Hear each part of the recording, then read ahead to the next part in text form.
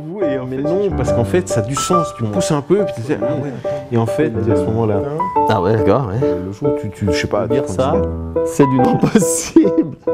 J'ai de la chance, pour l'instant, j'ai pas eu trop souvent l'ego qui a été piqué. Il y a une valeur à toi qui te tient à cœur. C'est la liberté, c'est le respect, je crois. Moi, je pense que c'est ça, la plus grande valeur, c'est le respect.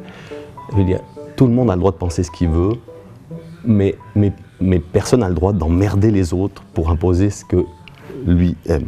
Ne fais pas aux autres ce que tu n'as pas envie qu'on te fasse. Et tout est réglé. Sinon, ça, on ne peut pas. L'être humain, il ne peut pas, fondamentalement, il n'arrive pas à respecter les autres. Il a besoin d'imposer sa vision. Non, ça ne changera jamais. C'est clair que ça ne changera jamais. C'est dans l'ADN de l'être humain d'emmerder le voisin. C'est dans l'ADN de l'être humain. Il ne pourra jamais faire autrement. Il faut juste vivre avec et vivre le mieux possible avec ça, c'est tout. Il y a quelque chose qui te blesse? Bien sûr, je pense, bien sûr. Il y a des choses qui me blessent. Ça te blesse l'ego, ça te blesse évidemment, comme tout le monde.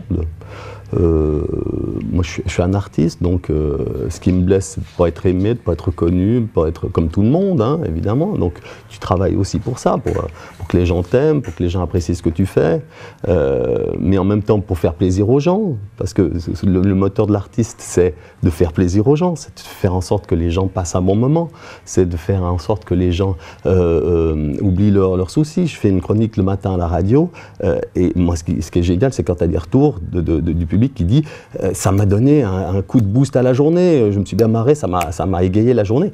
Si j'arrive à faire ça, si en tant qu'artiste, c'est ça notre travail, c'est de donner un petit peu de rêve, puis de baume au cœur aux gens. Tu parlais en fait d'ego. Il y a ce besoin en tant qu'artiste d'être apprécié, d'être aimé.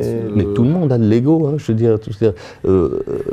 Souvent on me dit, toi, c'est génial ton travail et tout. Mais en fait, je vis la même chose que tous les autres. J'ai des copains banquiers, ils ont le même ego, ils ont envie aussi que leur travail soit reconnu, ils ont aussi envie d'être appréciés par leurs collègues. On a tous le même rapport à être aimé par les autres, j'ai l'impression.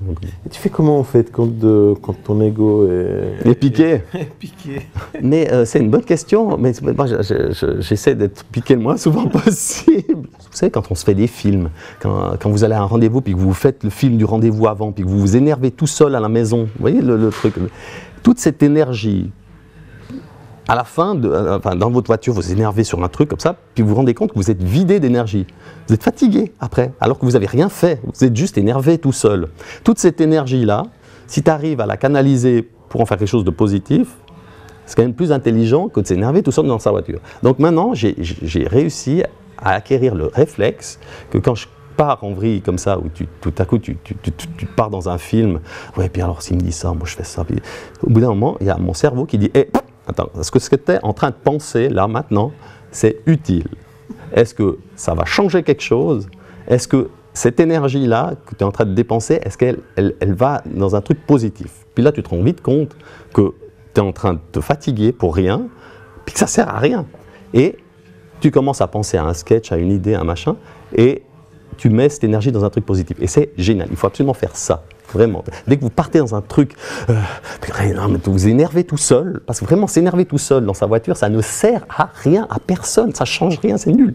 Donc vraiment, cette énergie-là, tu stoppes le truc, mais il faut arriver, hein, tu stoppes le truc net, tu dis, attends, hop, stop. Est-ce que ça sert à quelque chose? Oui, alors des fois ça sert, hein, des fois mais des fois tu dis, mais ça sert à rien ce que je suis en train de faire, pourquoi je pense à ça?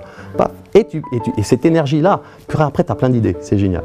Ce qu'on va faire avec les cartes, on va en choisir deux si tu veux, par rapport au texte. C'est bon, il y en a très belle, hein. J'avais bien aimé ce qu'avait dit Jonas. Ça m'avait fait comprendre des trucs. Jonas Schneider, la génération des jeunes, donc sa génération, doit vivre maintenant. Et on n'arrête pas de dire que c'est la génération future, c'est la génération de demain, puis il disait non, c'est la génération d'aujourd'hui. Et c'est vrai qu'on dit de cette génération-là qui vivent sur leurs iPhones et tout. Pour eux, pour cette génération-là, c'est aussi important de chatter avec un copain sur Facebook que de parler avec un ami au restaurant. Ça a autant de valeur. Et puis bien sûr, Barbeza, j'ai qu'une mission, faire sourire les gens que j'aime. La seule chose que je sais faire et que je peux apporter au monde, c'est de les faire sourire un petit moment dans la journée. Et si j'arrive à faire ça, j'ai accompli ma mission. Un petit message positif à Daniel Brella? Oh, Daniel, écoute, je pense qu'il a plus de temps, il a l'air plus détendu, donc vis un peu plus la vie maintenant avec Marie-Ange, hein? Et puis on se voit un de ces jours pour faire un petit repas. Hein? Et un petit message à Christian, Constantin? Christian, mon Christian, lui va bien, lui, tout, on se voit de toute façon de temps en temps, tu sais, avec Christian. Mais non, faut qu'on aille skier une fois à Zermatt, les deux. Hein. Puis on monte en Ferrari, j'ai jamais roulé avec la Ferrari. Faut que je fasse le jet et puis la Ferrari avec toi.